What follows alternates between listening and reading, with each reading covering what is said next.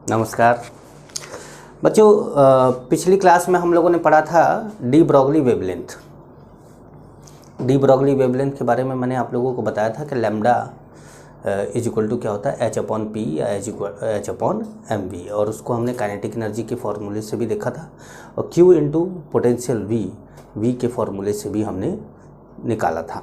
तो हमारा जो फॉर्मूला आया था यहाँ पर, एक तो आया था हमारा lambda is equal to h upon p, एक आया था एच अपॉन एम वी, एक आया था आपका h upon under root 2m के ई, और एक आया था आपका h upon under root 2m q into v, और ये वी पोटेंशियल डिफरेंस है। ये चार फार्मूले हम लोगों ने निकाले थे। अगर हम लास्ट फार्मूले की बात करें फॉर इलेक्ट्रॉन,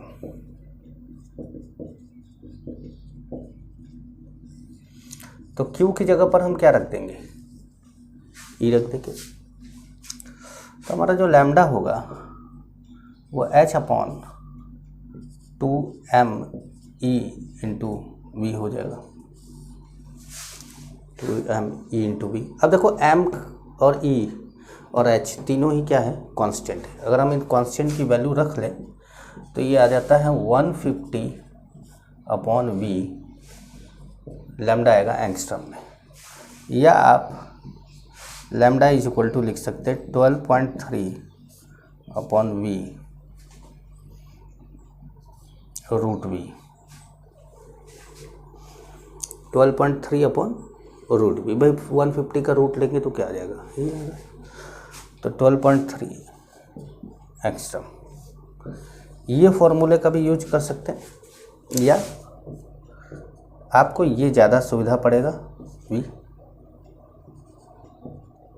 इस फॉर्मूले का भी आप यूज कर सकते हैं। लेकिन ये दोनों किसके लिए है, ओनली फॉर इलेक्ट्रॉन, केवल इलेक्ट्रॉन के लिए होगा। जैसे क्वेश्चन करके बताएं आपको,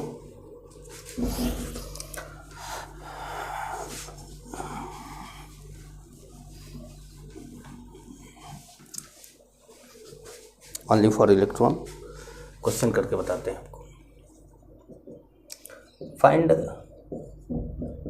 de Broglie wavelength of an electron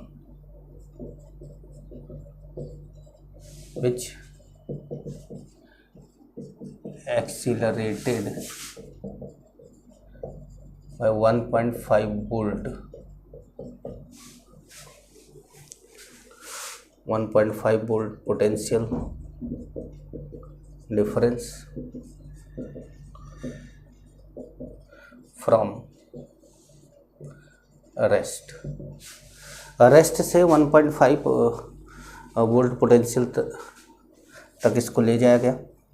तो लैम्डा इज इक्वल टू हो गया अंडर रूट 150 अपॉन 1.5, ये कितना हो गया अंडर रूट 100, और ये कितना आ गया 10 एंगस्ट्रम, 10 एंगस्ट्रम आ गया। क्लियर हो रहा है। एक और क्वेश्चन दे आपको, नहीं ये फॉर्मूला केवल इलेक्ट्रॉन के लिए होगा, ध्यान रखिएगा, बाकी सब पर आप नहीं लगाएंगे इसको। इलेक्ट्रॉन मिलेगा तो आप इसको इस शॉर्टकट का इस्तेमाल कर सकते हैं। क्वेश्चन लिखा जाए,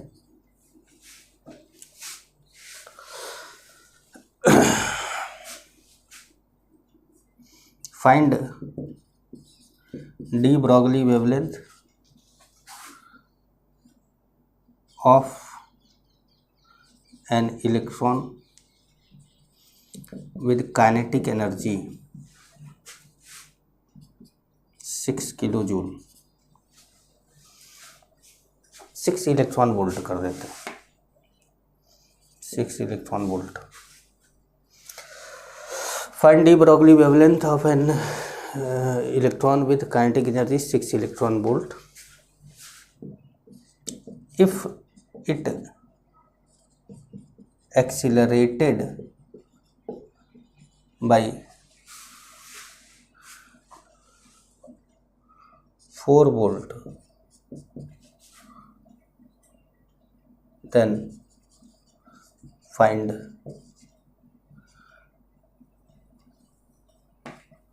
four volt. Find dBW of an electron with kinetic energy 6 electron volt if accelerated by and accelerated by 4 volt. समझ गए.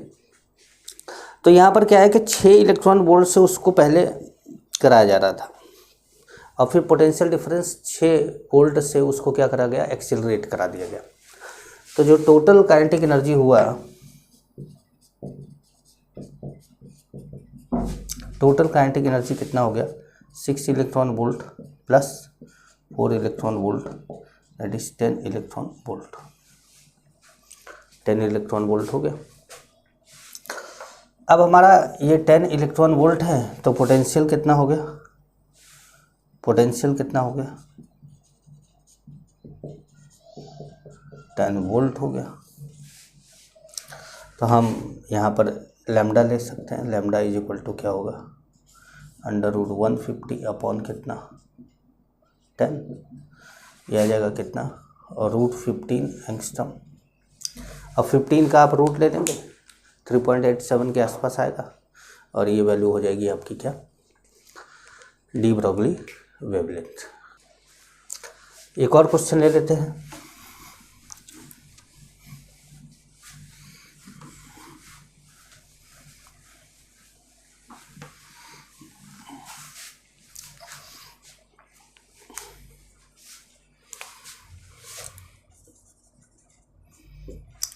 Find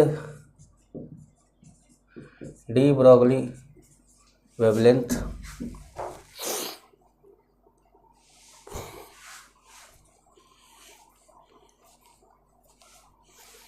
find de Broglie wavelength of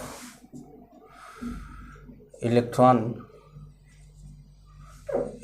लिख दो पूरा, मूविंग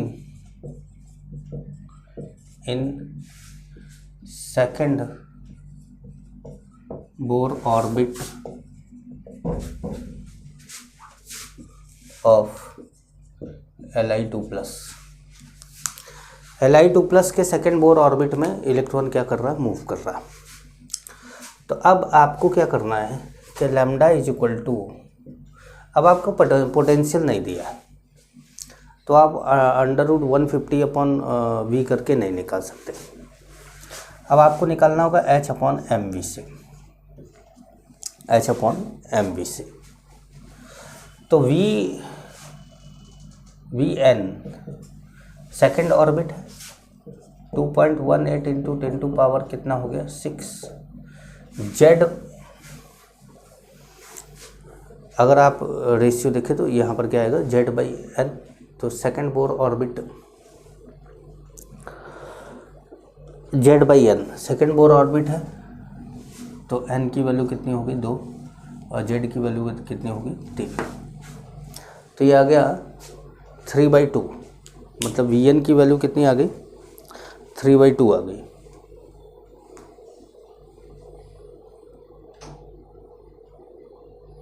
ठीक है, 2.18 इंटू 10 टू पावर 6 और 3/2. अब यहाँ पर आप Vn की वैल्यू रख देंगे तो लैम्डा इज इक्वल टू कितना हो जाएगा, 6.62 into 10 to power -34 upon 9.1 into 10 to power -31. ये सब किलोग्राम में मीटर पर सेकंड में आपको रखना है. ये जगह 2.18 इंटू 10 टू पावर कितना, 6 इंटू कितना, 3, और ऊपर कितना चला गया, 2. अब अगर आप इस वैल्यू को सॉल्व कर लें तो आपका क्या आ जाएगा, डी ब्रॉगली वेवलेंथ आ जाएगा.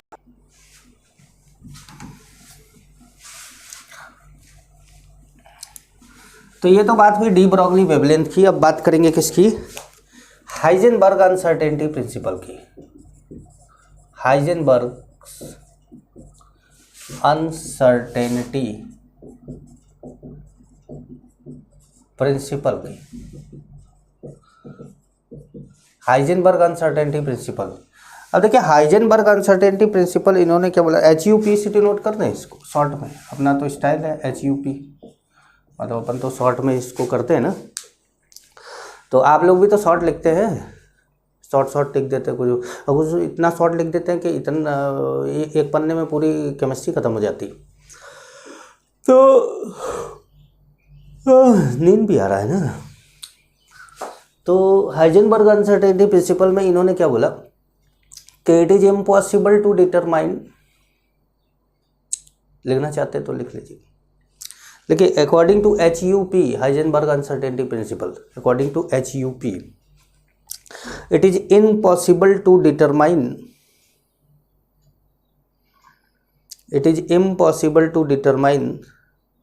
exact position and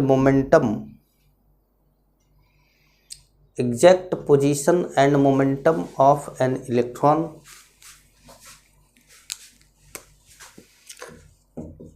it is impossible to determine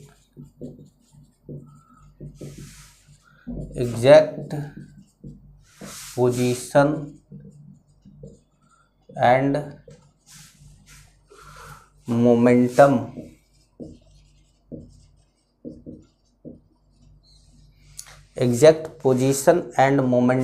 of electron revolving around the nucleus, around exact position and momentum simultaneously,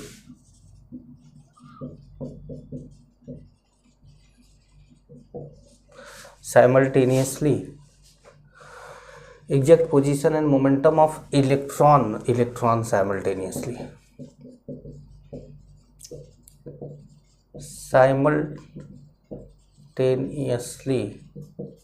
moving around the nucleus। तो इन्होंने बोला कि it is impossible to determine exact position and momentum of electron simultaneously moving around the nucleus. ठीक है, अब इन्होंने क्या करा कि एक फॉर्मूला दिया इस पे। पहले फॉर्मूला से पहले बता दें आपको कि डेल्टा एक्स को बोला इन्होंने अनसर्टेनिटी और एक्यूरेसी इन पोजीशन। अनसर्टेनिटी या कभी कभी आपको एक्यूरेसी देता। डेल्टा पी को इन्होंने बोला अनसर्टेनिटी इन मोमेंटम और एक्यूरेसी इन मोमेंटम। ठीक है, अब अगर आप डेल्टा पी को तोड़ें तो m इंटू डेल्टा वी आ जाएगा। तो डेल्टा वी क्या हो गया, अनसर्टेनिटी इन वेलोसिटी और accuracy in velocity. Uncertainty in velocity और accuracy in velocity delta V होगा। डेल्टा पी क्या है, अनसर्टेनिटी इन मोमेंटम है, और डेल्टा एक्स क्या है, अनसर्टेनिटी इन क्या है, पोजीशन है। तो इन्होंने इन सबको मिला के एक फॉर्मूला बनाया। ये लिख लिया आप लोगों ने, लिख ही लिया होगा, ऊपर से मिटा देते हैं। क्यों ऊपर से मिटा देते हैं? तो उन्होंने एक फॉर्मूला दिया कि ये जो delta x into delta P है ये ग्रेटर देन और इक्वल टू h अपॉन 4 पाई के होगा। ये जो प्रदीप पब्लिकेशन की जो बच्चे बुक पढ़ते हैं उस बुक में h अपॉन 2 पाई उसने गलती से छाप दिया है। तो जिस बच्चे के पास केवल वो बुक हो तो वो अपना सुधार देगा वहाँ से। Delta x into delta P is more than और इक्वल टू h अपॉन 2 पाई 4 पाई, या delta x into m delta v h upon 4 पाई, या आप बोल सकते हैं कि delta x into delta v h upon 4 pi m।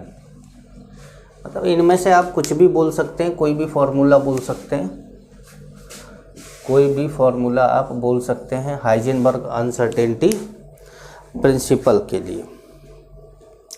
अगर आपका डेल्टा x, अब यहीं पर देखिए, अगर आपका डेल्टा x 0 हो जाए, मतलब अनसर्टेनिटी पोजीशन में रहे ही ना, तो अनसर्टेनिटी इन वेलोसिटी कितना हो जाएगा, इनफाइनाइट। मतलब ये है कि आप अगर पोजीशन निकाल ही लिए एकदम, तो वेलोसिटी निकाल ही नहीं पाएंगे, और अगर आप वेलोसिटी निकाल ही लिए एकदम, तो पोजीशन निकाल ही नहीं पाएंगे। कहने का मतलब है कि इफ़ डेल्टा x क्या है, 0 है, देन डेल्टा v क्या होगा, इनफाइनाइट हो जाएगा। इफ़ डेल्टा v 0 है, देन डेल्टा x क्या होगा, इनफाइनाइट हो जाएगा। तो ये एक अगर मिला भी तो दूसरा गायब। अब इसको समझने के लिए आपको क्या करना है, जैसे थोड़ा सा सोशल एग्जांपल एक आपको दे कि आपको अगर आप घर से निकले बाहर के लिए, घर से निकले आप बाहर के लिए, और आपको घर से निकले हुए 5 मिनट हो गया है, और आप घर बोल के गए हैं कि मैं इस जगह पे जा रहा हूँ।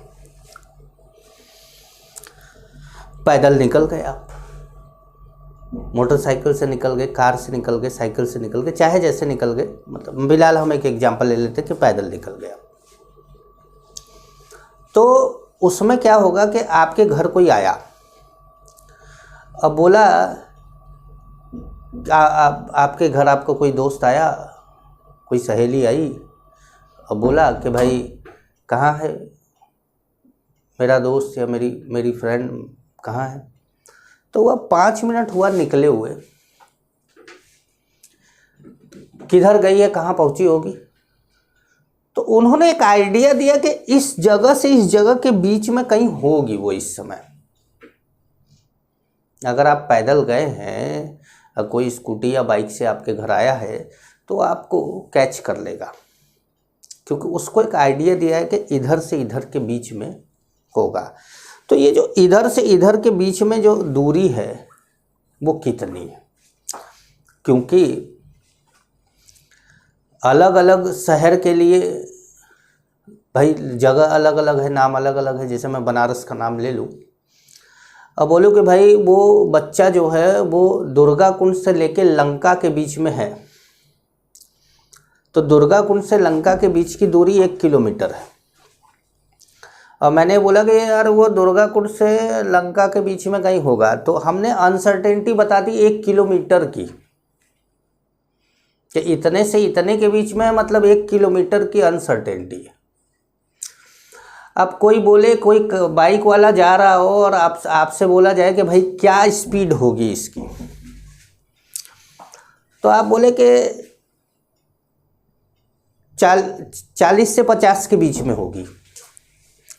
तो 40 से 50 के बीच में का मतलब आपने 10 मीटर पर सेकंड की, 10 किलोमीटर पर आवर की, 40 से 50 वो तो किलोमीटर पर आवर में चलता है ना, 10 किलोमीटर पर आवर की अनसर्टेनिटी बोल दी कि अनसर्टेनिटी क्या है, 10 किलोमीटर पर आवर है। तो 10 किलोमीटर पर आवर की अनसर्टेनिटी वेलोसिटी में बता दी, पोजीशन में बता दी। तो ये तो एक आम इंसान के लिए जो पैदल चल रहा है, बाइक से चल रहा है, उसके लिए अनसर्टेनिटी क्या है, निकालना आसान है। लेकिन जब इलेक्ट्रॉन के बारे में बात किया गया, जिसका अपना खुद का वेव नेचर भी है, उसके लिए जब बोला जाता है तो कहा जाता है कि भाई अनसर्टेनिटी इन जो पोजीशन है या अनसर्टेनिटी इन वेलोसिटी है, दोनों को साइमल्टेनियसली एक साथ नहीं बताया जा सकता। दोनों को साइमल्टेनियसली एक साथ नहीं बताया जा सकता। तो अब आप क्वेश्चन कैसे सॉल्व करेंगे इसका, कि भाई ये तो बोल दिया मोर देन और इक्वल टू। तो देखिए टू सॉल्व द प्रॉब्लम आप लेंगे delta x into m delta v is equal to h upon 4 pi. तब आप इक्वल टू और मोर देन नहीं करेंगे। तो जब आपको कैलकुलेट करनी होगी कोई चीज़ तो आप ये वाला फॉर्मूले का यूज करेंगे, इक्वल टू वाला फॉर्मूला यूज करेंगे तो आप लोगों को ये आइडिया लग जाएगा। या आप बोल सकते हैं कि delta x into delta v is equal to h upon 4 pi m, ये भी फॉर्मूला बोल सकते हैं। ठीक है, एक क्वेश्चन दिया जाए इस पर।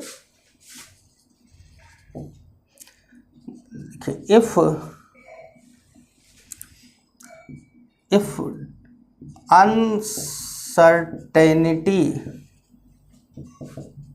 इन position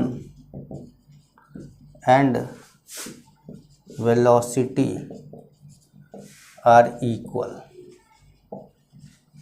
uncertainty in position and velocity are equal, then find uncertainty in position। बोला गया if uncertainty in position and velocity are equal then find uncertainty in position. तो अब आपको क्या बोल दिया कि डेल्टा एक्स किसके बराबर है, डेल्टा वी के।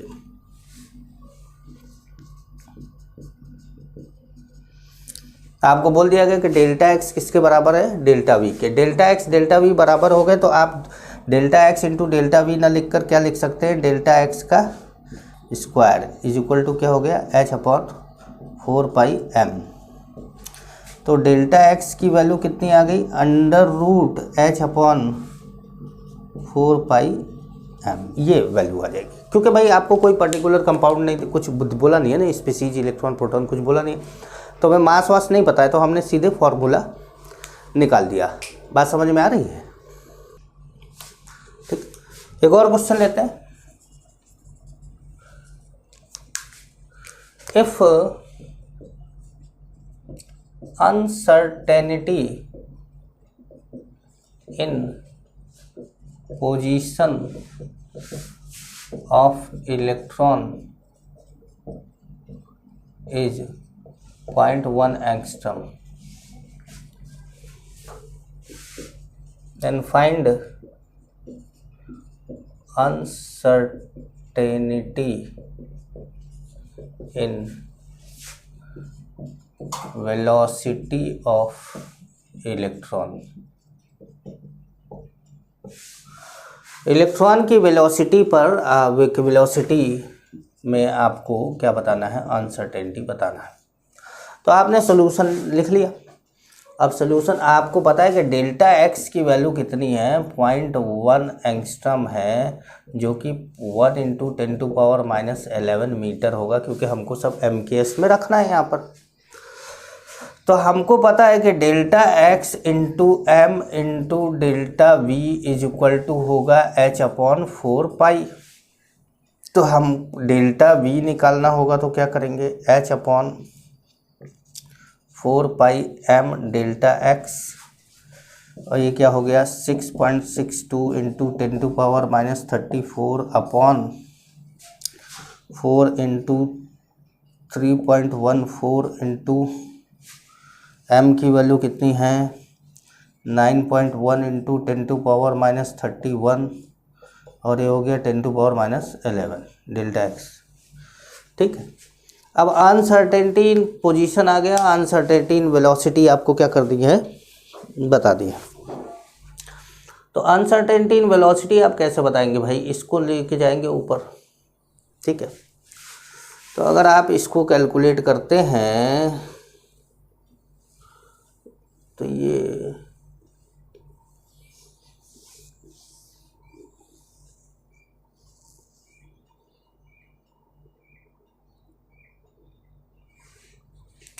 चलो कैलकुलेट कर लेना, ये नियर अबाउट 6 × 10⁶ मीटर पर सेकेंड आना चाहिए।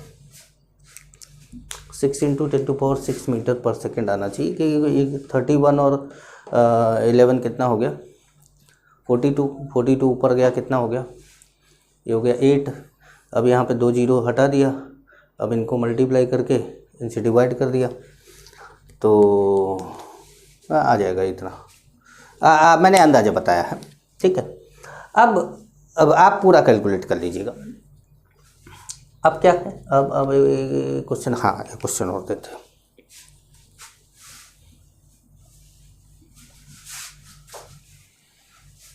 क्वेश्चन हम जितनी क्लास में प्रैक्टिस करा देंगे ना उतना आपको मज़ा आ जाएगा, क्योंकि क्लास के बाद आपको वो टाइप का क्वेश्चन मिलेगा तो आप सॉल्व कर लेते हैं। तो लिखिएगा, अ गोल्फ बॉल ऑफ मास 40 ग्राम ले लीजिए। अब गोल्फ 45 भी लिख लेते हैं, चलो 45 ग्राम मूविंग विथ वेलोसिटी 50 मीटर पर second. If accuracy in measurement of velocity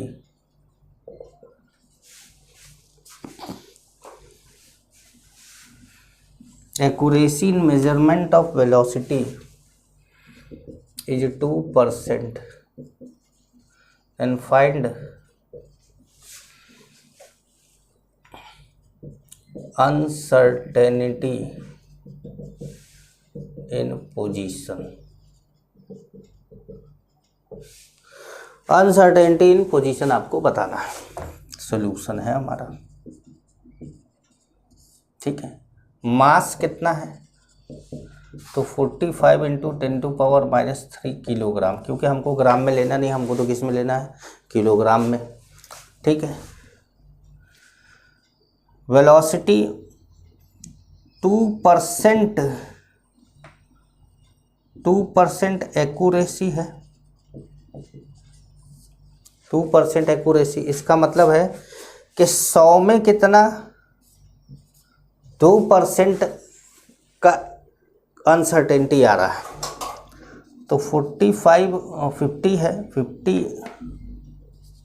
में कितना आएगा, 50 × 2/100, ये आ गया क्या, 1 मीटर पर सेकेंड, और यही क्या है, डेल्टा वी है। समझिएगा, यहीं पर निकालना आपको, यहीं पर समझना होगा कि जब भी आपको बोला गया कि एक्यूरेसी मेजरमेंट दिया, परसेंटेज में दिया, तो इसका मतलब है कि 100 मीटर पर सेकेंड की स्पीड अगर होती है तो वो 2% का उसके अंदर एरर हो सकता है, 2% की अनसर्टेनिटी हो सकती है। 2% की अनसर्टेनिटी का मतलब वो जो है 2 मीटर पर सेकेंड कम ज़्यादा हो सकता है 100 में। तो 50 में कितना होगा, 1 मीटर पर सेकेंड की अनसर्टेनिटी होगी, तो डेल्टा भी कितना आ गया, 1 मीटर पर सेकेंड। तो अब आपको क्या करना है, अब आपको निकालना क्या है, डेल्टा एक्स। तो delta x is equal to h/4πm delta v, ये फार्मूला हो गया। अब आप लिखेंगे 6.62 × 10⁻34 अपॉन 4 × 3.14, m की वैल्यू कितनी है, 45 × 10⁻³ और वेलोसिटी कितना है, 1। अब इसी को आप कैलकुलेट करेंगे तो अनसर्टेनिटी क्या मिलेगा आपको, पोजीशन। तो कहने का मतलब है कि जो हाइजेनबर्ग अनसर्टेनिटी प्रिंसिपल था उसमें आप जितना बड़ा मास लेना स्टार्ट कर देते हैं, जितना बड़ा मास लेना स्टार्ट कर देते हैं, गोल्फ की बॉल ले ली, कार ले ली, खुद ही दौड़ने लग गए, तो ये सब की वजह से जो अनसर्टेनिटी इन पोजीशन आएगा वो बहुत कम आएगा, नेग्लिजिबल आता है, बहुत कम आता है। समझ पा रहे हैं? तो ध्यान रखिएगा कि uncertainty in position, uncertainty in velocity and accuracy वाले कॉन्सेप्ट को आप जरूर याद रखेंगे। ठीक है।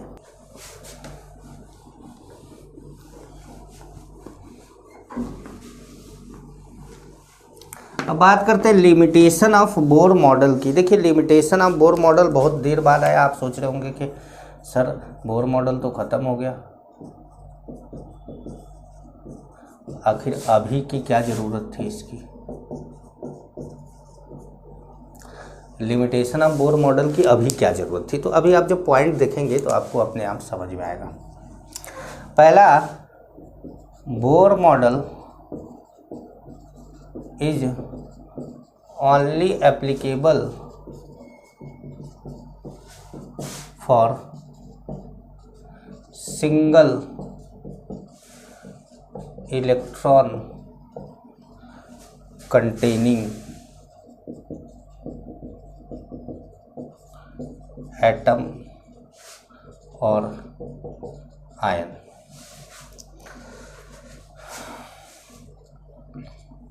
एटम्स और आयन। दूसरा, Bohr model is not consistent with de Broglie hypothesis and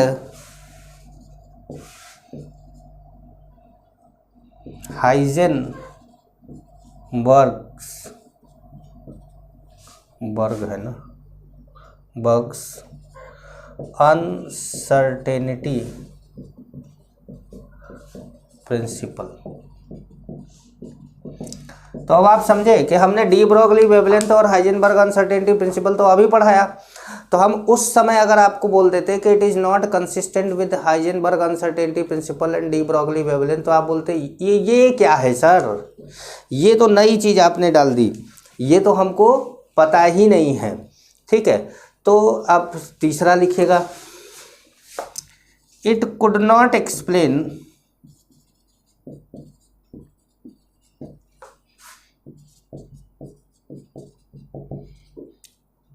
splitting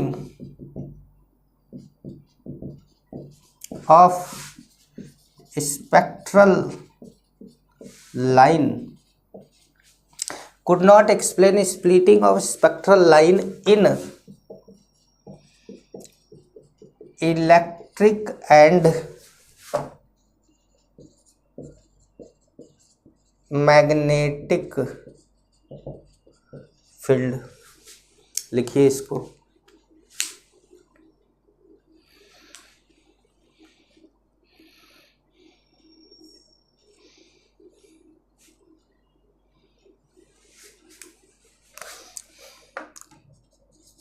ठीक है। चौथा जो बार बार बच्चे बोल रहे थे कि सर ये एंगुलर मोमेंटम क्या है, एंगुलर मोमेंटम क्या है, उसके बारे में भी इन्होंने कोई एक्सप्लेनेशन नहीं दी थी। There was no explanation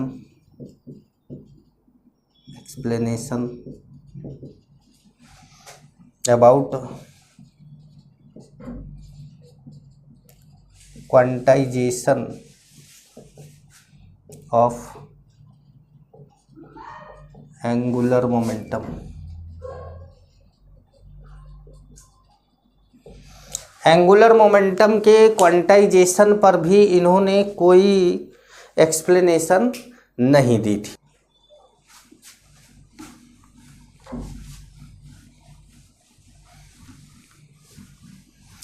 अब आगे बढ़ते हैं वेव मॉडल इक्वेशन की तरफ।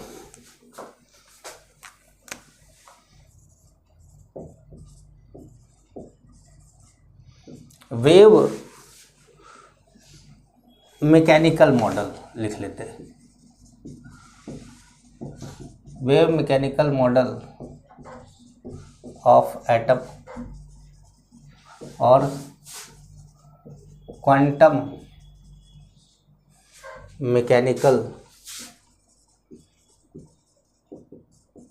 Model of atom.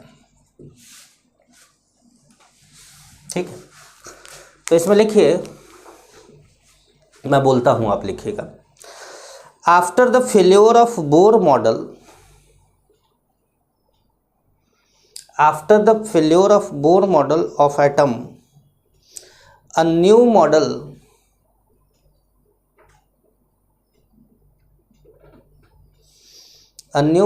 is derived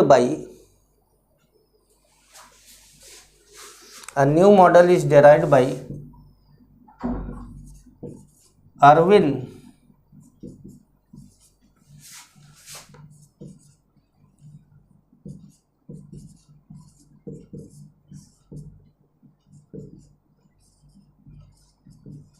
देखिए, श्रोडिंगर बोला जाता है, स्क्रोडिंगर आप पढ़ सकते हैं, वो अलग बात है, लेकिन बोला जाता है कि श्रोडिंगर। तो क्या लिखा आप लोगों ने?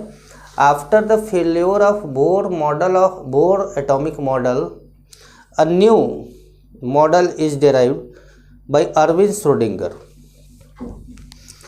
which is known as wave mechanical model. Which is known as wave mechanical model. This model is consistent with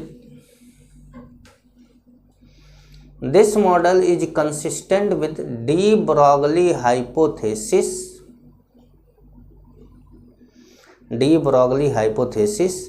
and Heisenberg uncertainty principle.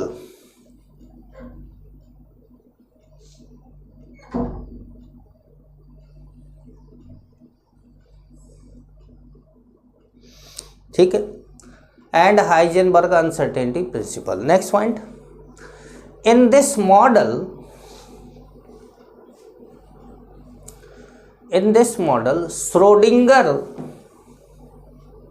Schrodinger assumed that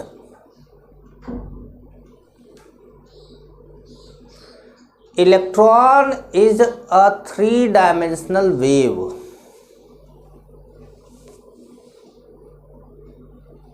Electron is a three-dimensional wave which is present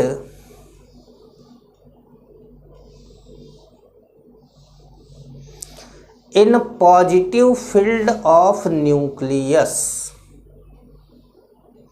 Which is present in positive field of nucleus.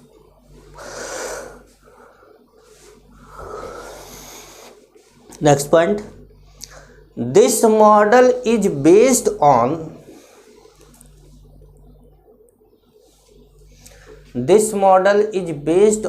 an equation. This model is based on an equation known as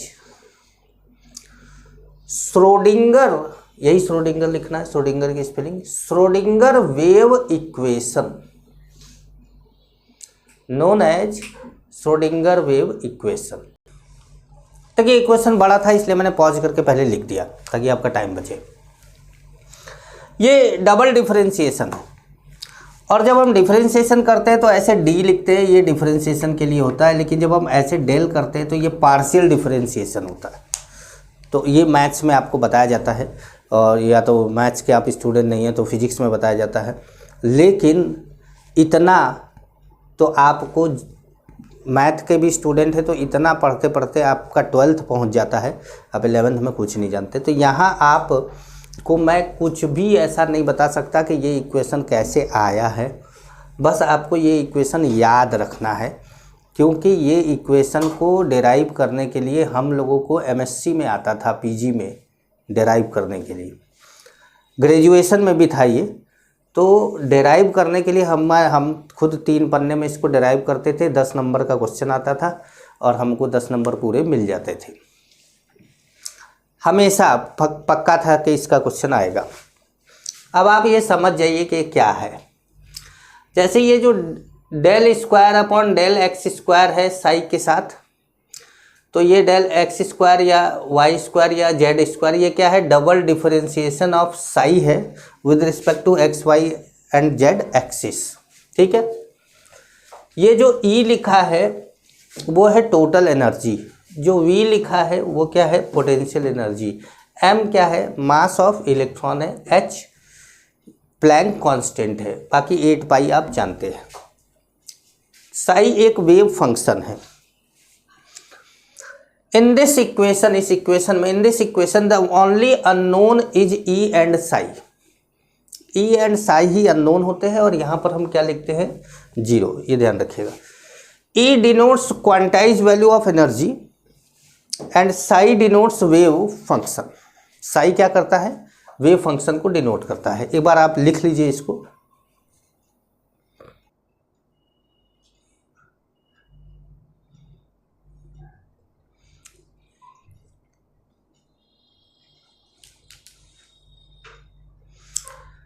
अब बात करेंगे physical significance of Sai की। Physical significance of Sai की, physical significance of Sai की कि क्या होता है।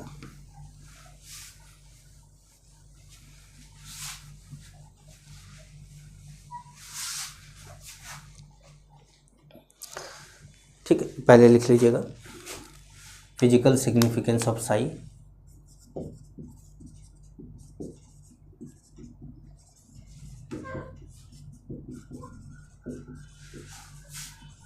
Sai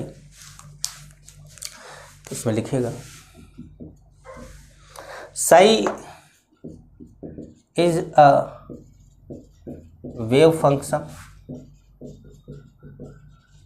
Sai is a wave function which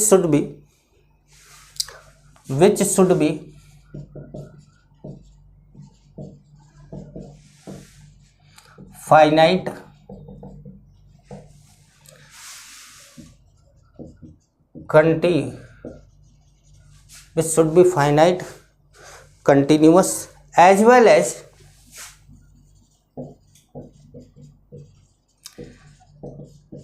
differentiable, finite, continuous as well as differentiable, but it does not have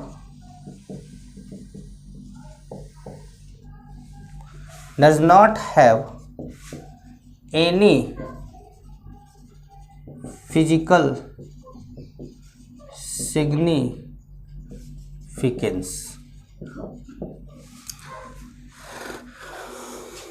any physical not any physical significance,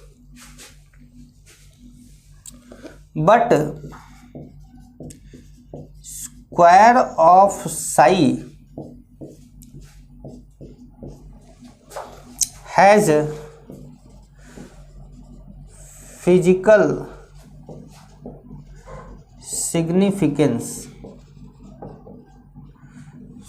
significance and it denote probability of finding electron around the nucleus. अभी हम orbital और ऐसे शब्दों का इस्तेमाल अभी हम नहीं कर सकते, क्योंकि अभी इन्हीं की वजह से तो ऑर्बिटल टर्म आया था, तो अभी हम इसकी बात तो नहीं कर सकते, लेकिन इतना आप ज़रूर लिख लीजिए तो ठीक है। अब देखिए जहां पर probability of finding electron maximum होगा वहां पर साई स्क्वायर की वैल्यू 1 हो जाएगी। If probability of finding electron is maximum, then psi square is equal to 1. If probability of finding electron is minimum, zero कर लेते हैं, जीरो या मिनिमम लिख सकते हैं, मिनिमम में जीरो लिख दीजिएगा। Then psi square is equal to zero, psi square is equal to zero. ठीक है, एक टर्म आता है नोड, नोड एक ऐसा पॉइंट, एक ऐसी जगह, एक ऐसा एरिया, एक ऐसा प्लेन जहां पर probability of finding electron zero हो, उसको नोड बोला जाता है। The point eight which probability of finding electron is 0, that is psi square is equal to 0। अब पॉइंट इसलिए बोला कि पॉइंट हो सकता है नोड, नोड पॉइंट बोलते हैं। वैसे जब प्लेन होता है तो उसको नोडल प्लेन बोला जाता है, नोडल सरफेस बोला जाता है। ठीक है, तो वो जो बात आती है नोडल जब हम लोग बोलने लगते हैं तो वो टर्म अभी हम लाएंगे। अभी हम एक नोड की बात कर रहे हैं कि मान लीजिए कि कोई ऐसी एक कंपाउंड है, ऐसे मतलब एक एटम है और उसमें कोई ये पॉइंट है और इस पॉइंट पर इलेक्ट्रॉन नहीं पाया जा रहा है, तो इसका मतलब इस पॉइंट पर क्या है, साई स्क्वायर की वैल्यू 0 है। समझ गए? अच्छा, एंटी नोड भी एक टर्म आता है। The point at which probability of finding electron is maximum, तो मतलब साई स्क्वायर की वैल्यू यहाँ पर क्या आ जाएगी, 1 आ जाएगी। तो अगर हम साई स्क्वायर की वैल्यू 1 रख दें तो आप यही लिख देंगे, यहाँ पर हो जाएगा काम। तो एंटी नोड क्या हो जाएगा, साई स्क्वायर की वैल्यू 1, ऐसी जगह जहाँ पर इलेक्ट्रॉन पाने की प्रोबेबिलिटी मैक्सिमम हो। आप ब्रैकेट में लिख लीजिएगा कि the probability of finding electron is maximum, the point eight which probability of finding electron is maximum. समझ गए? अब देखिए जहां पर probability of finding electron maximum है उस जगह को बोल दिया गया ऑर्बिटल। क्या बोल दिया गया? ऑर्बिटल।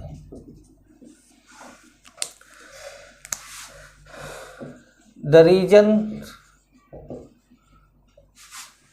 और space around the nucleus where probability of finding electron is maximum,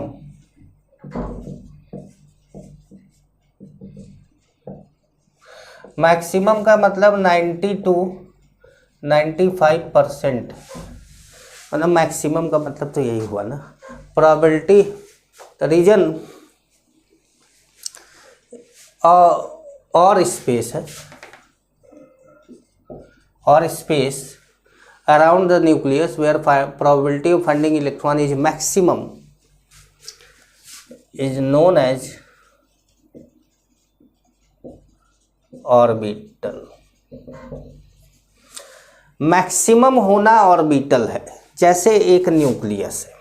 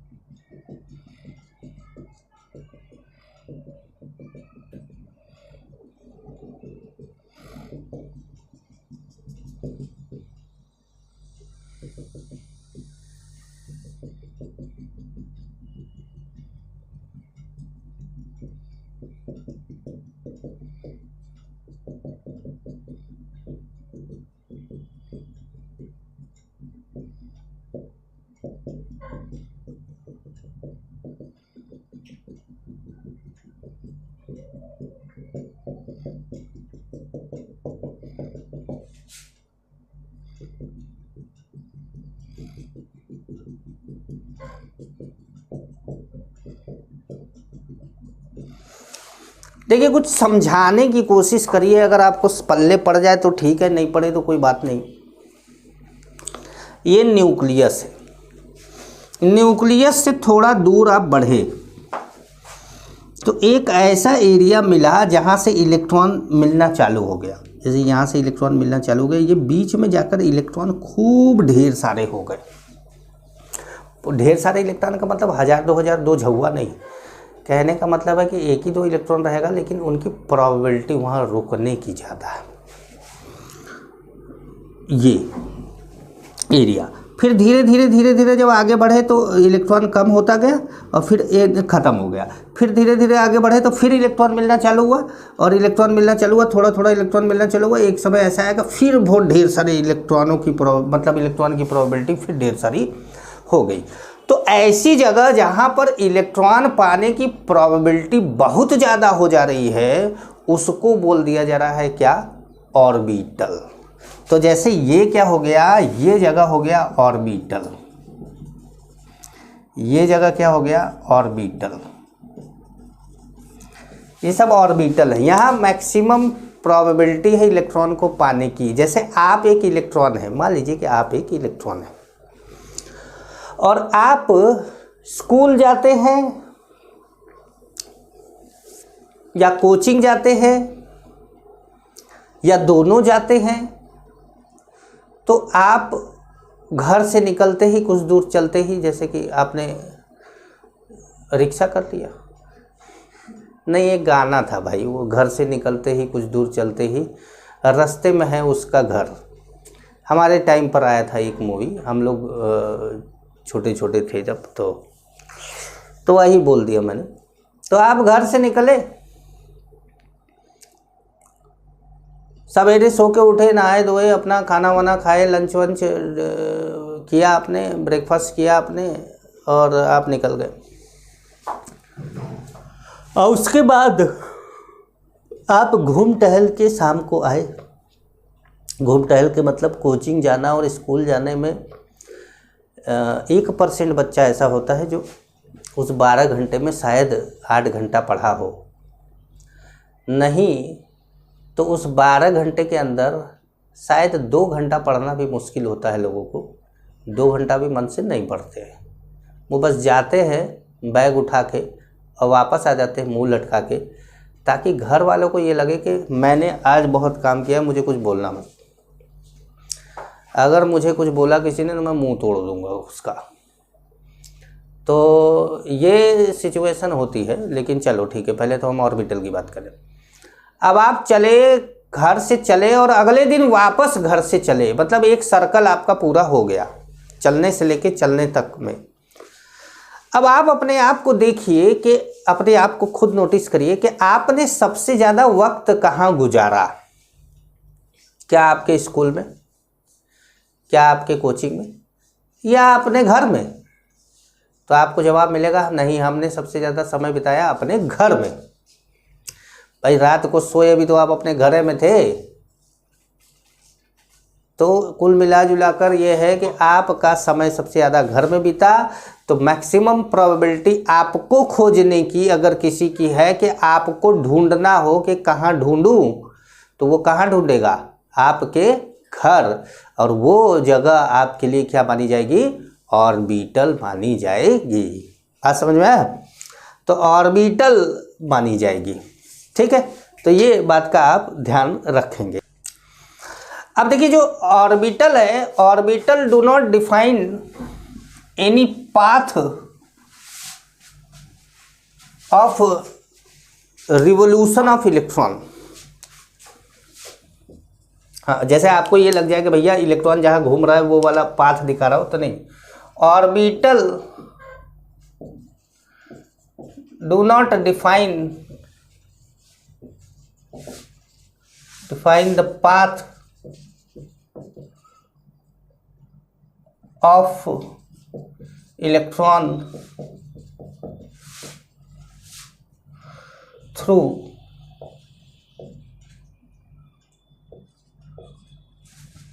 which it move.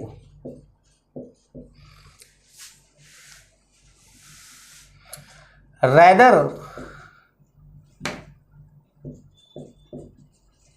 than it define, अरे यार बड़ी स्पेलिंग मिस्टेक होती है। डिफाइन प्रोबेबिलिटी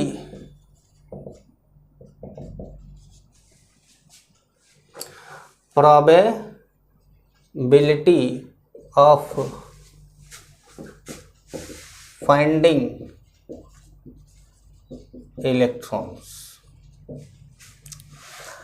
अब जैसे मैंने ऑर्बिटल तो बता दिया, जैसे यहां पर क्या है कि लो प्रोबेबिलिटी है,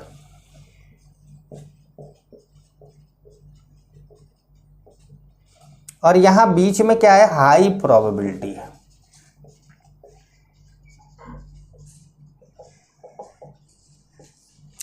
यहां पर भी लो प्रोबेबिलिटी है और यहां हाई प्रोबेबिलिटी है। तो ये बीच में जहां हाई प्रोबेबिलिटी है वही क्या है? वही ऑर्बिटल है। जहाँ सबसे ज़्यादा प्रोबेबिलिटी, वही वाली चीज़ क्या होगी? ऑर्बिटल।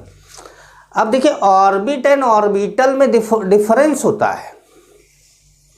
ऑर्बिट एक पाथ है जिस पर कि इलेक्ट्रॉन घूमता है, और ऑर्बिटल वो जगह है जहाँ इलेक्ट्रॉन सबसे ज़्यादा पाया जाता है। जैसे आप घर से निकले और घर वापस आए, सुबह का निकले शाम को आए, घर से निकले घर वापस आए। जिस रास्ते से आप घर से निकले, स्कूल गए, कोचिंग गए, दोस्त के यहाँ गए, गोलगप्पे खाए आपने, घूम टहल के आप वापस आप अपने घर आए, ये जो पूरा पाथ था, रास्ता था, जहाँ जहाँ आप गए थे, वो क्या है? ऑर्बिट है। अब हमने 24 घंटे का पूरा लेखा जोखा आपका देखा कि सबसे ज़्यादा आपने वक्त कहाँ गुजारा? घर में गुजारा, स्कूल में गुजारा, कि कोचिंग में गुजारा, कि गोलगप्पे की दुकान पे गुजार दिया है भाई? कि भैया पापड़ी दे दो, पापड़ी दे दो, एक पापड़ी एक्स्ट्रा दे दो, ये करने में आप 3 घंटा लगाए थे उसके यहाँ। तो एक जो है हमारे हम लोगों का जो इंडियन लोग हैं, इनका एक वो होता है कि हम गोलगप्पा खाने के बाद एक फ्री वाली उससे पापड़ी ज़रूर मांगते हैं कि भैया एक पापड़ी दे देना। तो वो भी जो है घूर के देखता है जैसे उसकी किडनी मांग ली गई हो, और वो फिर एक पापड़ी को ज़रा सा नमक में डुबो के ऐसे दे देता है कि हाँ भैया लो। तो ऐसा अब आप ये विचार करेंगे कि आपने इस 24 घंटे में सबसे ज़्यादा वक्त कहाँ गुजारा? तो वो जहाँ आपने गुजारा है वो ऑर्बिटल है, और ये जो पूरा रास्ता था वो क्या था? ऑर्बिट था। ठीक है, तो अब हम लोग नेक्स्ट क्लास में जब मिलेंगे तो आप लोगों को ऑर्बिट एंड ऑर्बिटल के बीच में क्या क्या डिफरेंस होता है इसके बारे में बताएंगे।